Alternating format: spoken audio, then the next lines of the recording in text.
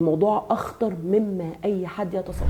يعني ايه كوتشنج الفطره؟ الكوتشنج الفطره هو اساسه ان انت تبقي كوتش نفسك. يعني ايه؟ انت تعالجي نفسك بنفسك، ما تخليش حد تسمحي له انه يخش لك. الفطره هي مش اول حاجه، كوتشنج الفطره هو اخر حاجه تقدري توصل لها. يعني هي حال او مرحله ترقي في الوعي. أيوة. عايزه درجات قبلها. اول حاجه خالص عندي كورس اسمه من ظلمات النسيان الى نور الذكر، وده الاساس. لان ربنا سبحانه وتعالى قال ايه؟ الا بذكر الله مطمئن القلوب. عارفه يعني ايه الا؟ يعني انسي يا بتاعه طاقه مكان وتخبيط واسئله.